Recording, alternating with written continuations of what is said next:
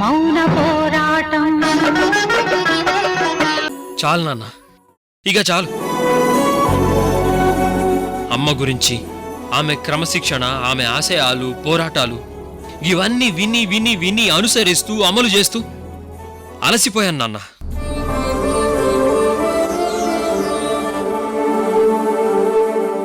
జీవితం అంటే ఇంతేనా నాన్న? మన కోసం కాకుండా సమాజం కోసం బతకడమేనా? సంపాదించి దారిలో అడ్డమైన ఎదవలికి ఫ్రీగా ఇచ్చి సోమరిపోతుల్లా పెంచి పోషించడమేనా?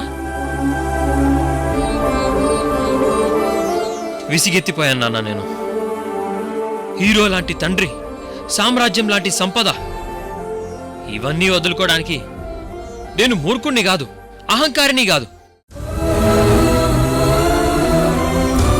ఆశ ఉన్నవాణ్ణి, అందలం ఎక్కాలనుకుంటున్నవాణ్ణి.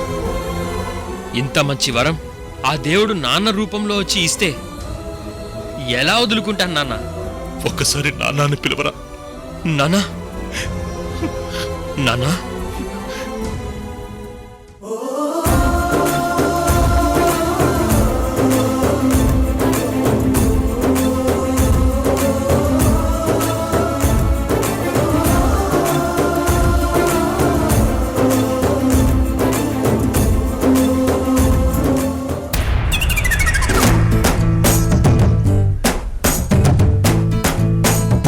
Sir sir sir sir sir sir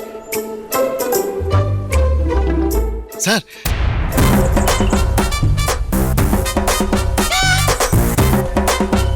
అంటే వాడు నన్ను నాన్నని పిలిచింది, ఒప్పుకుంది, అంత భ్రమ? ఆ భ్రమే ఇప్పుడు నిజం అవుతుంది సార్. వెళ్దాం పదండి.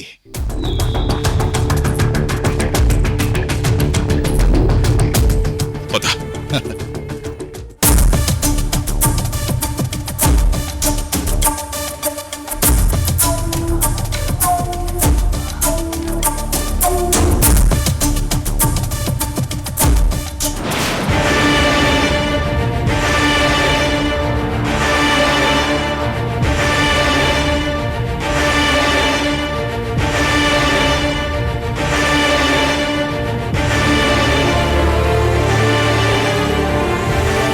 కూర్చోవచ్చా?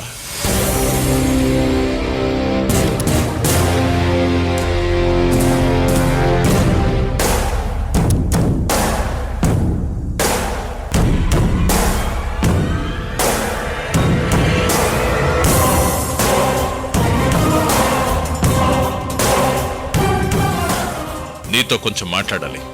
పోట్లాడడానికైనా నాకు అభ్యంతరం లేదు. 24/7 ఐఎమ్ రెడీ మిస్టర్ శేఖర్.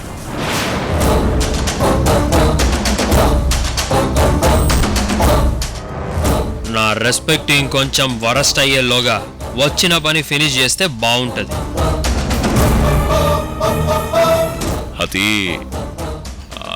అది చెప్పు శేఖర్.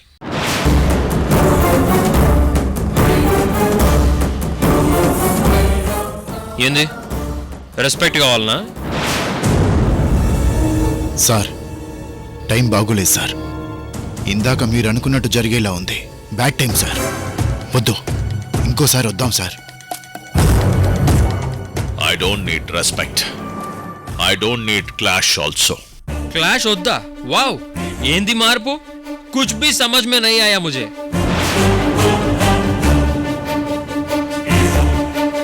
చేసిన తప్పులన్నీ ఒప్పుకొని కోర్టులో లొంగిపోయి ఐపీసీలోని శిక్షలన్నీ అనుభవిస్తావా ఏంది? ఏంటి, మొత్తం శిక్షలా?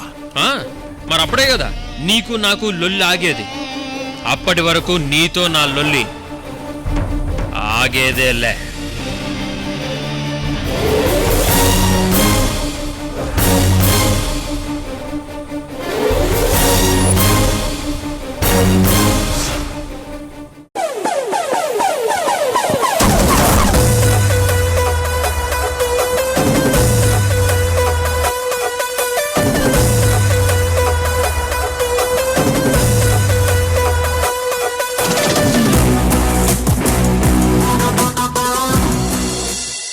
అవునన్నా, మీరు చిట్టీలు రన్ చేస్తారు కదా, నేను చిట్టి కడతానన్నా. కానీ నాకు మొదటి నెలే 10 లక్షలు ఇచ్చే చీటీ కావాలన్నా. ప్లీజ్ అన్నా. అదేంటి మురారి, నీకు చిట్టి ఎందుకు? నీకు డబ్బే కావాలంటే మీ అమ్మగారు లెక్చరరు, బ్యాంక్లో ఒక సంతకం పెడితే చాలు 10 లక్షలు ఇలా నీ చేతికి ఇచ్చేస్తారు. ఆహా, బ్యాంకు అది ఇది అంటే కష్టం అన్నా. ఫార్మాలిటీస్ ఎక్కువ ఉంటాయి కదా. చీటీ అయితే కాస్త ఈజీగా ఉంటుంది. చిట్టి వడ్డీ ఎక్కువయ్యా. పర్వాలేదన్నా, నెల నెల పెద్ద ఇన్స్టాల్మెంట్ ఉంటుంది. కట్టేస్తానన్నా. నేను డెలివరీ బాయ్గా చేస్తున్నాను, ఇన్కమ్ ఉంటుంది. ప్రతి నెల లేట్ అవ్వకుండా మీ ఇన్స్టాల్మెంట్ కట్టేస్తానన్నా. ప్లీజ్ అన్నా. సరే, నువ్వు దుర్గమ్మ కొడుకువి, మాట కాదనలేకపోతున్నాను. కానీ మీ అమ్మగారి సంతకం మాత్రం కావాలి. సంతకమా? ఏ బెటరా? అంటే మీ అమ్మగారికి తెలియకుండా చేస్తున్నావా ఇదంతా? అయ్యో అదేం లేదన్నా. అమ్మకు తెలియకుండా నేనేం చేయను. ఇలా చీటీ కట్టి చీటీ పాడుకుని డబ్బు తీసుకోమని చెప్పింది కూడా అమ్మే. అయితే ఇంకే, అమ్మగారితో ఒక సంతకం పెట్టించు, నేను డబ్బు ఏర్పాటు చేస్తాను. అలాగేనా? అలాగే. ఛ! అమ్మ సంతకం పెడితేనే డబ్బిస్తా అంటున్నాడు వీడు. 10 లక్షలు కడితే కానీ స్టేట్ లెవెల్ టోర్నమెంట్ ఆడలేను. అమ్మ సంతకం పెట్టడం అంటే అది జరిగే పని కాదు. కానీ కాంపిటీషన్కి వెళ్ళి తీరాలి. అమ్మకి తెలియకుండా ఎలాగోలా సంతకం పెట్టించాలి.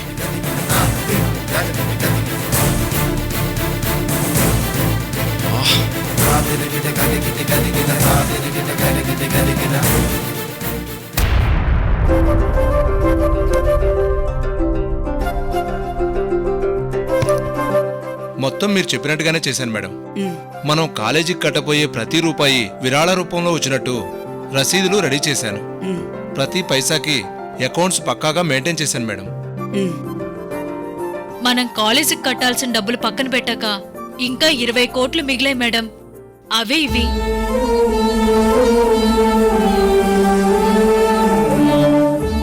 కాలేజీకి కావలసిన డబ్బు, మిగతా వాళ్ళకి హెల్ప్ చేసిన డబ్బులు మనం భద్రపరిచిన చోట్లో మిగిలిన డబ్బులు ఉంచటం అంత మంచిది కాదు మేడం. ఇన్నాళ్ళు నేను కంటున్న కల, ఆ కాలేజీని మన ట్రస్ట్ ద్వారా కొనడం త్వరలో నెరవేరబోతోంది. ఏ రాక్షసుడికైతే ఆ దేవాలయం దక్కకూడదనుకున్నానో ఆ కోరిక తీరింది. కాలేజీ మన ట్రస్ట్ సొంతం కాబోతోంది. మీ పట్టుదల, మీ ఆశయం మిమ్మల్ని గెలిపించాయి మేడం. వెళ్ళొస్తాం మేడం.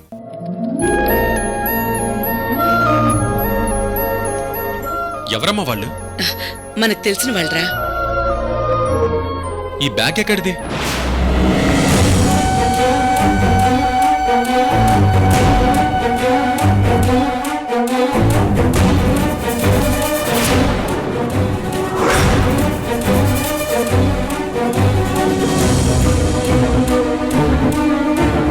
చాలా బరువు ఉంది. ఏముందమ్మా ఇందులో?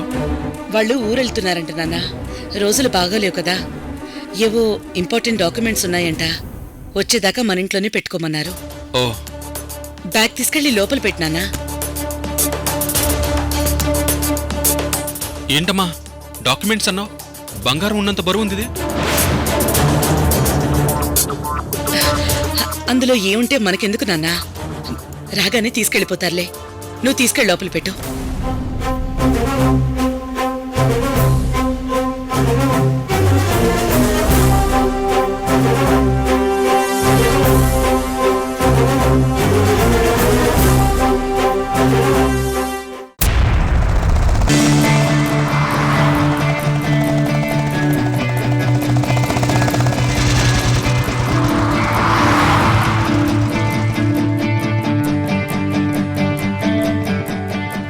ఎవరు సార్? Avanti grandparents. పాపం సార్, ఎప్పుడు అల్లరగుండగా పిల్లనక గిన్ని కష్టాలున్నాయా? అందుకేనా సార్ ఎప్పుడు చూడు లైఫ్ అండ్ డెత్ అంటా ఉంటది? ఇవాళ గా సమస్య ఏందో తెలుసుకుందాం. పద.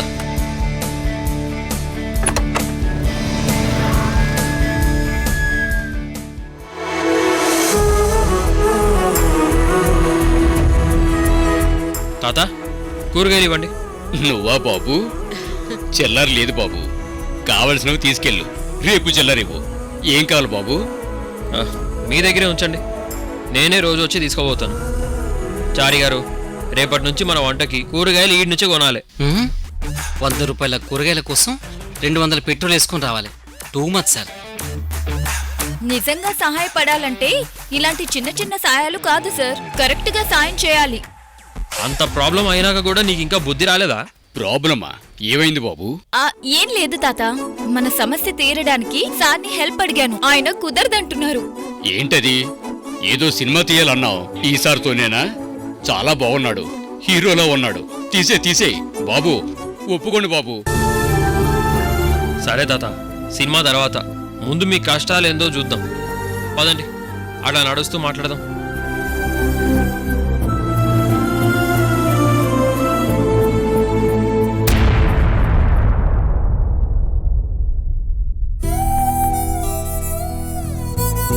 చూసావేటే, ఏ తల్లి కన్నబిడ్డో ఆ రోజు మన అమ్మాయికి కష్టం వస్తే సాయం చేశాడు. ఈ రోజు ఆడపిల్ల ఏదో కష్టంలో ఉందని తెలుసుకుని అడగకుండానే సాయం చేస్తున్నాడు. నిజమే, ఏ తల్లి కన్న పెట్టో నేను అవంతికి సాయం చేయాలనుకుంటున్నా తను అంగీకరించటం లేదు. కనీసం ఈ ద్వారక ద్వారైనా తనకి కష్టం తొలగి తను హ్యాపీగా ఉంటే అంతే చాలు. అవసరమైతే ద్వారకకి ఈ విషయంలో నేనే అయినంత సాయం చెయ్యాలి.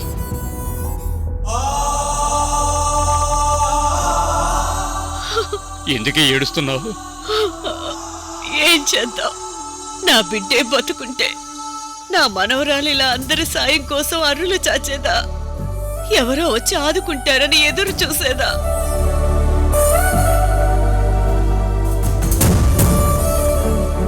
ఇరవై 22 సంవత్సరాలుగా ఒంట్లో ప్రతి రక్తపు బొట్టుని కన్నీటి బొట్టుగా మార్చి ఏడుస్తున్నా బిడ్డ దూరమైన వేదన తీరడం లేదు. దేవుడనేవాడుంటే ఇంతటి వేదన మిగిల్చిన ఆ దుర్గ ఇలా హాయిగా భూమి మీద తిరిగేదా?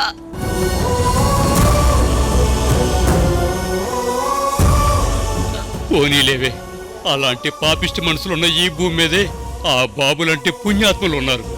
ఎవరి పాపాన వాళ్ళు పోతారు, మట్టి కొట్టుకుపోతారు.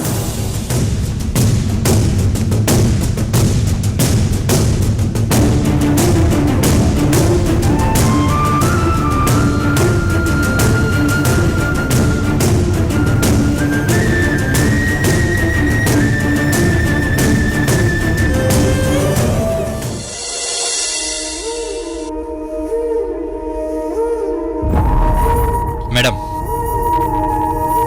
చూసావుగా, వాళ్ళు కడుపు కాలిన ప్రతిసారి, కష్టం వచ్చిన ప్రతిసారి నన్ను కారణం అనుకుని నిందించకుండా ఉండాలంటే ముందు వాళ్ళకి ఒక సౌకర్యవంతమైన జీవితం ఏర్పాటు చేయాలి. చెప్పండి మేడం, అందుకేం చేయాలి?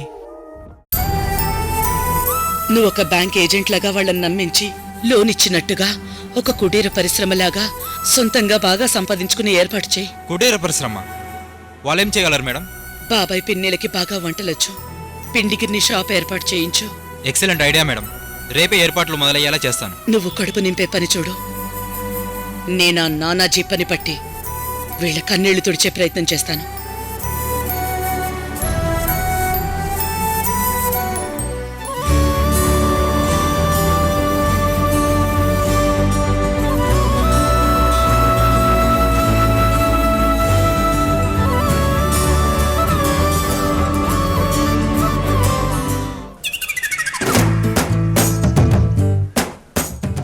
సార్ ప్రాబ్లం లేదు కదా, అంత ఓకేనా సార్?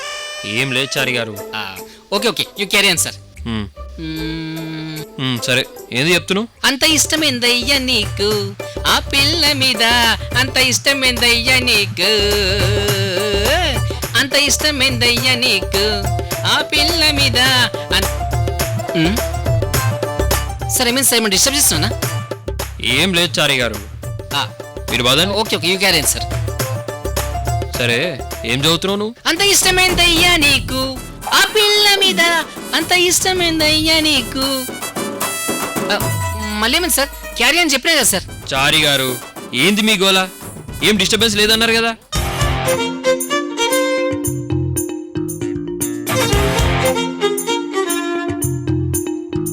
చారి గారు, ఈ ఎక్స్ట్రాలే వద్దు. నేను తన ప్రాబ్లం తెలుసుకోవాలని జస్ట్ హ్యూమానిటీతో వచ్చినాను. Okay, clear?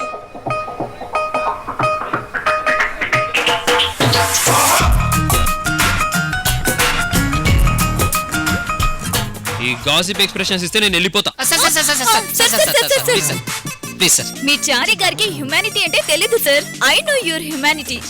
చారి గారు మీరు వెళ్ళి కూల్ డ్రింక్స్ తీసుకురండి. అబ్బా గప్పుడు చెప్పొద్దా, ఎంత టైం వేస్ట్ అయింది. ఇప్పుడే పట్టుకొత్తా. ఎండగా ఉంది సార్, పదండి సార్, అలా వెళ్ళి కూర్చొని మాట్లాడుకుందాం.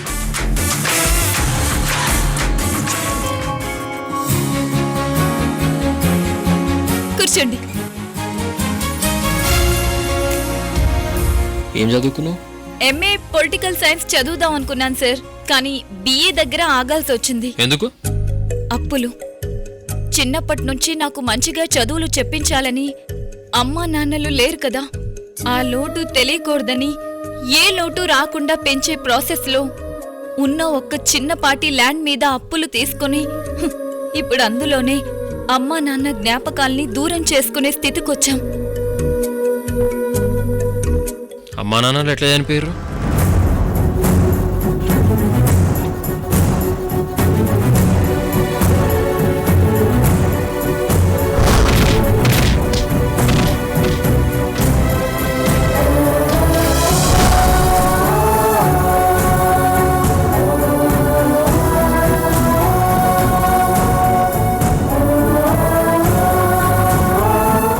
చెప్పు, ఎట్లా చనిపోయారు?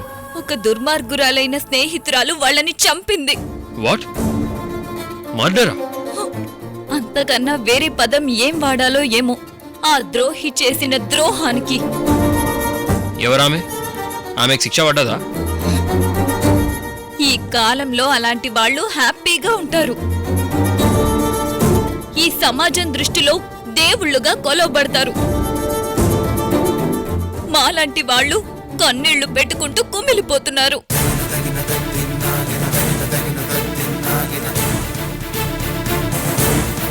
నువ్వు బాధపడకు. ఈ సంఘటన జరిగి ఎన్నేళ్లైనా కావచ్చు, ఆ ద్రోహిని పట్టుకొని నేను శిక్ష పడేలా చేస్తాను. నన్ను నమ్ము.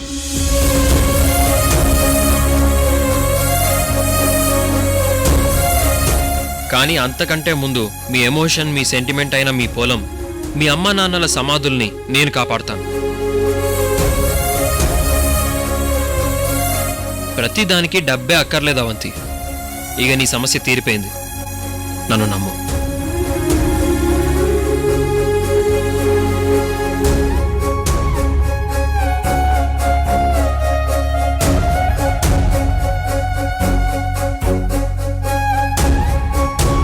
నెక్స్ట్ వీక్ నుంచి నువ్వు మళ్ళా కాలేజ్కి వెళ్తున్నావు. ఆ ఏర్పాట్లు నేను చేస్తాను. డబ్బు గురించి ఆలోచించకు. ఓ ట్రస్ట్ ఉంది, ఓ అమ్మ ఉంది, అంతా నేను చూసుకుంటాను.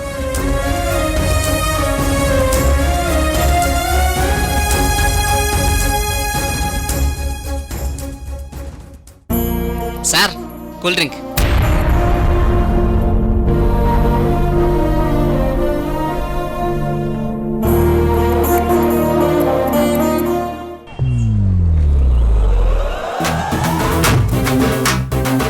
ఏంది చారి గారు ఇది? గదే నాకు అర్థం కాలేదు సార్. షాప్ పోయినా 2 కూల్ డ్రింక్లు అడిగినా, ఎవరికి అన్నాడు, మిమ్మల్ని చూపెట్టినా, చూసిండు, ఆయన ఒకటి చేతిలో పెట్టిండు. నాకు ఒక్కటి కాదు 2 కావాలని చెప్పిన. ఏ గలకు 2 ఎందుకే, ఒక్కటి చాలని ఒక కూల్ డ్రింక్ 2 స్టాల్ వేసి ఇచ్చిండు. నాకు అర్థం కాలేదు సార్.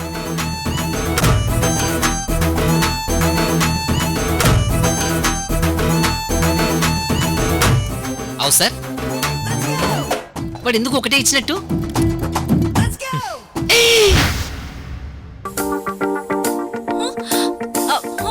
చారి గారు, పాపం సార్, ఈ సొసైటీకి హ్యుమానిటీ అంటే ఏంటో తెలీదు సార్. వదిలేయండి సార్.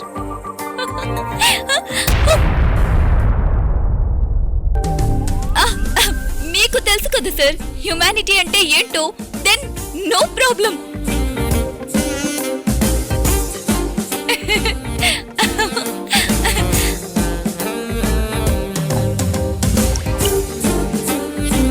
నువ్వు తాగుతావా, నేను తాగనా? వద్దులే, నేనే తాగుతాను.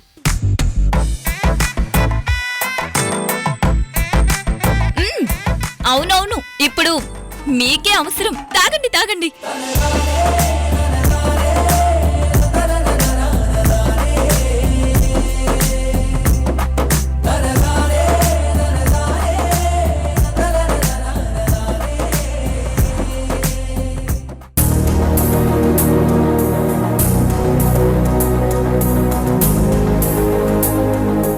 కాలేజీ మన ట్రస్ట్ సొంతం కాబోతోంది. మీ పట్టుదల మీ ఆశయం మిమ్మల్ని గెలిపించాయి మేడం.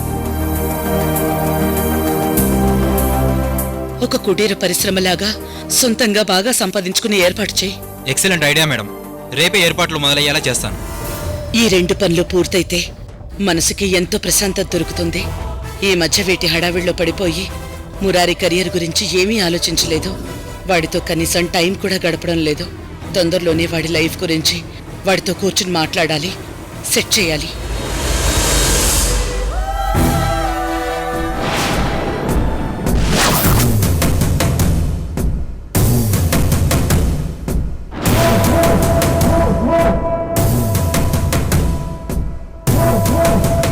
ఛీ!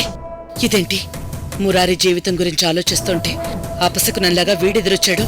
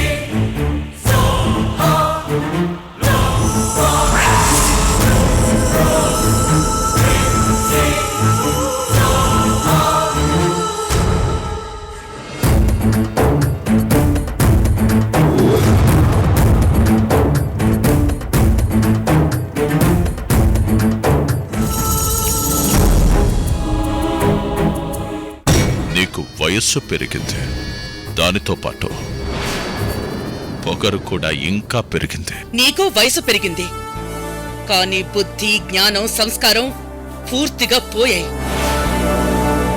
సారీ మర్చిపోయా. నీకసలా ఉంటే కదా కొత్తగా ఇప్పుడు పోవడానికి. ఏయ్! ఏయ్! అబ్బా!